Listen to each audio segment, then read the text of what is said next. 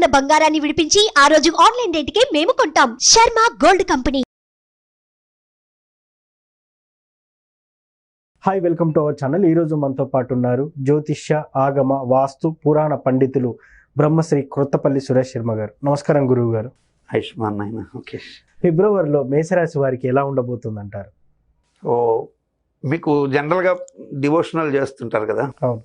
So devotional చేసే వాళ్ళకి ఆటోమేటిక్గా ఒక నెలలో, అంటే ఇప్పుడు జనవరిని ఏ పండుగల ఫెస్టివల్ అనగానే సంక్రాంతి అండి గురువుగారు అంటారు. అలాగే ఫిబ్రవరి అంటే ఏ పండుగ ముఖ్యం అంటే మీకు ఆటోమేటిక్గా తెలియకుండా మీకు తెలియకుండా ఉండదు. నేను చెప్తున్నా, రథసప్తమి సూర్యుడికి చాలా ముఖ్యం అంటారు. ఈ మేషరాశి 1వ తారీఖున మొట్టమొదట సూర్యోదయ లగ్నమే మనకి మకర లగ్నం. ఓకే. సో మకర లగ్నంలో సూర్యుడు ఉన్నాడండి. సో మేషరాశి గురించి మీరు అడుగుతున్నారు కాబట్టి మనకి ఫిబ్రవరిలో వచ్చేది ఏంటి అంటే ప్రధాన పండుగ రథసప్తమి, సూర్యుడికి సంబంధించి. అవును. సో సూర్యోదయం లగ్నం అనేది ప్రామాణికంగా ఫస్ట్ చూడాలి. అంటే రాశి లగ్నం రెండు కూడా ప్రధాన భూమిక పోషిస్తాయి వీటిల్లో రాశి ఫలితాలు. లగ్నము శరీరం అయితే, రాశి శరీరం అయితే లగ్నం ఆత్మ. అంటే మీన్స్ తల్లి చంద్రుడు 12 రాసుల్లో తిరుగుతుంటాడు. నెలంతా చంద్రుడు తిరుగుతుంటాడు. సూర్యుడు మాత్రం నెలకొక్కసారి ఒక్కొక్క రాశిలో వెళ్తుంటాడు. యూజువల్గా మనం కుటుంబం పరంగా కూడా చూసినప్పుడు దీనికి సూర్యచంద్రులు మాతాపితృలు అంటారు. కాబట్టి జాతీయ భాషలో కూడా పితృకారకుడు సూర్యుడు, మాతృకారకుడు చంద్రుడు అని చెప్తుంటారు. సో ఇప్పుడు మనకి సూర్యుడితో లగ్నం ప్రారంభమైంది. అంటే మకర లగ్నం ఫిబ్రవరిలో మకర లగ్నం ప్రారంభమైంది. మేషరాశికి మేషం, వృషభం, మిథునం, కర్కాటకం, సింహం 5వ ఇల్లు సూర్యుడిది, 10వ ఇంట్లో శత్రుగతుడుగా ఉన్నాడు. కాబట్టి పిల్లల భవిష్యత్తుకు సంబంధించి, వారి అభ్యున్నతికి సంబంధించి మేషరాశిలో ఉన్నటువంటి వాళ్ళు తీసుకునే నిర్ణయాల్ని 1కి 2 సార్లు. ఇప్పుడు పిల్లవాడిని కోప్పడకూడదు. అంటే 14 ఏళ్ళ పిల్లవాడు ఉంటాడు, వాడిని కరెక్ట్గా చెప్పిన మాట వినడు. ఇటువంటి సమయంలో వాడిని మీరు ఏదన్నా కోప్పడితే వాడు మీ మీద చెడు భావాన్ని, అభిప్రాయం వ్యక్తం చేసుకునే అవకాశం, కొన్నిసార్లు మీ మనసుకి కష్టం కలిగించే నిర్ణయాలు తీసుకునే అవకాశాలు ఉంటాయి. ఎందుకు? సూర్యుడు శత్రుగతుడు అయి ఉన్నాడు లగ్నంలో.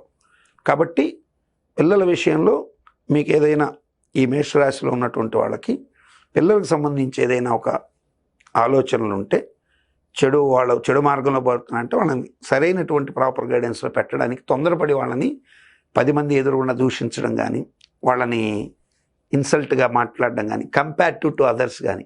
సూర్యుడు శత్రుగతులుగా ఉన్నప్పుడు కంపేర్ చేస్తే పిల్లలు తట్టుకోలేరు.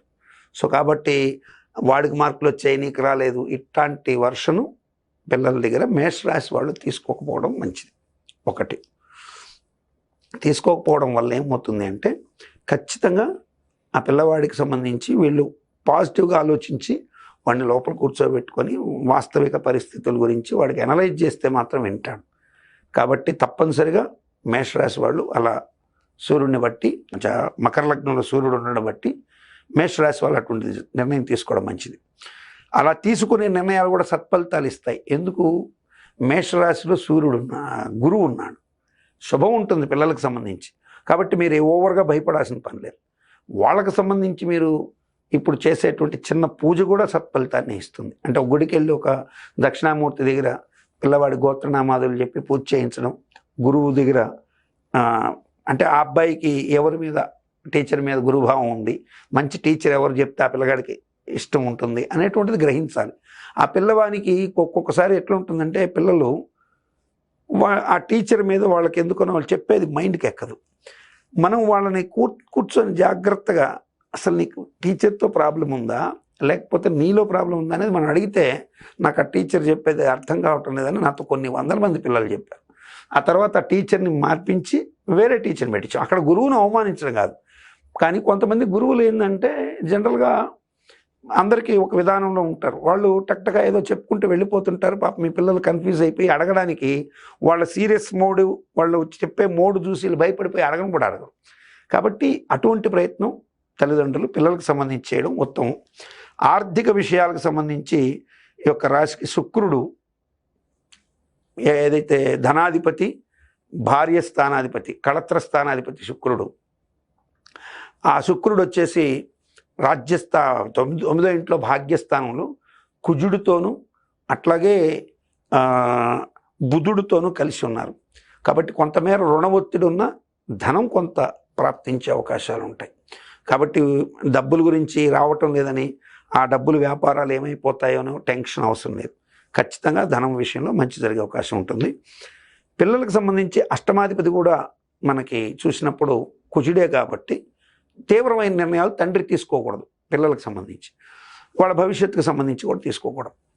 ఇక భార్యాభర్తల మధ్య సంబంధ బాంధవ్యాల విషయంలో చిన్న చిన్న పొరపొచ్చాలు వచ్చే అవకాశాలు ఉంటాయి. దాన్ని జాగ్రత్త చేసుకోవాలి. అట్లాగే సోదరి వర్గాలతో మైత్రి బాగుంటుంది.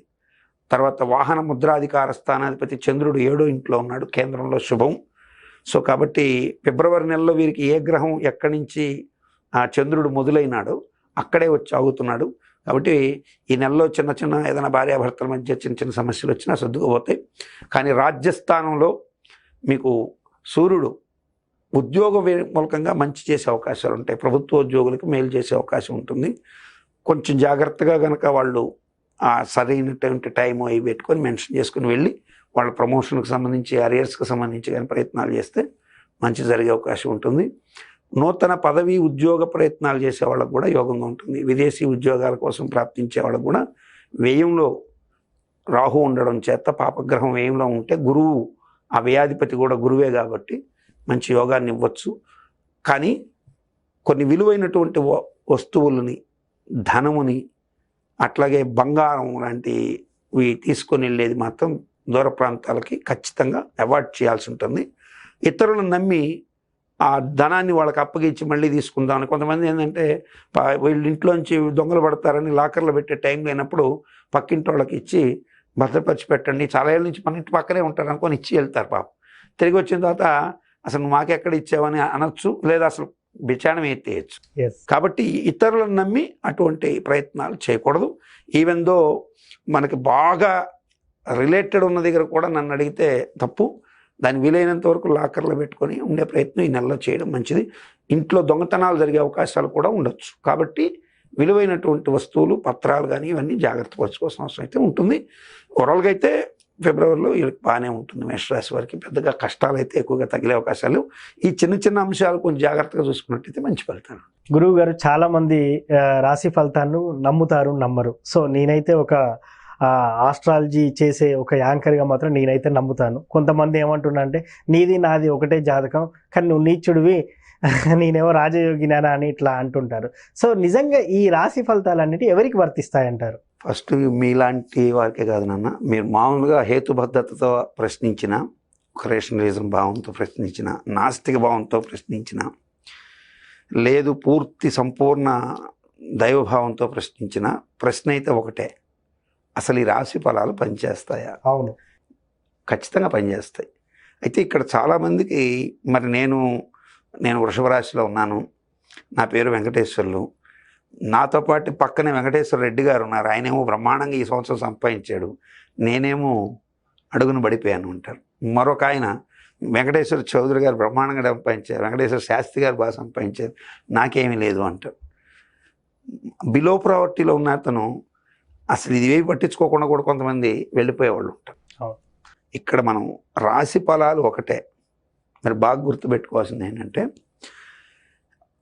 అందరికీ సమమైన ఖచ్చితమైన ఏజ్ ఫ్యాక్టర్ ఒకటి ఏంటి, రోజులు సెకండ్స్తో కూడా ఒకే సమయంలో పుట్టడం అనేది జరుగుతుంది. అవును, కానీ వాడెవడో నువ్వు ఎట్లా ఐడెంటిఫై చేస్తావు?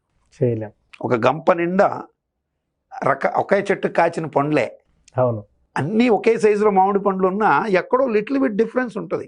అవును. మీరు కావాలంటే మీరు దీంట్లో నక్షత్రగ్రహ తారకానాం అని ఆదిత్య హృదయంలో ఉంటుంది. నక్షత్రగ్రహ తారకానాం అంటే నక్షత్రాలు వేరు, గ్రహాలు వేరు, తారకలు వేరు. ఇప్పుడు మనకు ఆకాశం నిండా కనపడేవి తారకలు, సో నక్షత్రాలు అనేవి సపరేట్. ఈ నక్షత్ర మండలాన్ని బట్టి ఆ రాశిలో ఎవరు పుట్టినా అశ్విని నక్షత్రంలో పుట్టిన వాళ్ళు ఉంటారు. ఇప్పుడు అశ్విని నక్షత్రంలో ఒక చిన్న నెలబిడ్డ పుడతాడు, అట్లాగే ముదుసలైనడు అక్కడే ఉంటాడు, ఒక కప్ప కూడా అక్కడే పుడుతుంది, ఒక జింక కూడా అక్కడే పుడుతుంది, ఒక గొర్రె కూడా అక్కడే పుడుతుంది. సో ఇవన్నీ పుడతాయి. పుట్టడం అయితే నక్షత్రాలు అందరూ పుడతారు, కానీ దీంట్లో శాస్త్రము వర్జించింది చాలా ఉన్నాయి, ఇవి చాలా మందికి తెలియదు. శాస్త్రం రాశి ఫలాలు ఎవరికి వర్తిస్తాయని చెప్పింది అంటే బాలకులకు వర్తించదు. 60 సంవత్సరాలు ఏదైతే మనకున్నాయో అవి దాటిన వాడి మీద జ్యోతిష ప్రభావం పోతుంది. ఓకే. బధిర అంటే గ్రుడ్డివారు, వీరి మీద జాతక ప్రభావాలు తక్కువగా ఉంటాయి, ఉండవని కాదు తక్కువగా ఉంటాయి. ఓకే. పొంగుణ గుంటివారు, వీరి మీద తక్కువగా ఉంటాయి. అట్లాగే మతిభ్రంశత్వం, పిచ్చివాడి మీద జ్యోతిష్యం పనిచేయదు. ఓకే. మరి మనకు మంచి కోసమే శాస్త్రం ఉందనేది కాబట్టి రాశి ఫలాలు మీరు దాంట్లో చూసి భయపడిపోవద్దండి, తెలుసుకోండి. సజెషన్స్ ఉంటే దాన్ని ఫాలో కండి. ఒకవేళ మంచిగా ఉంటే హ్యాపీగా ఉండండి, చెడు ఉంటే భయపడద్దు, హ్యాపీగా ఉండండి. అది రాశి ఫలాల గురించి. మేషరాశి వారి గురించి చాలా చక్కగా వివరించారు గురుగారు. Thank you. ఆయుష్మాన్.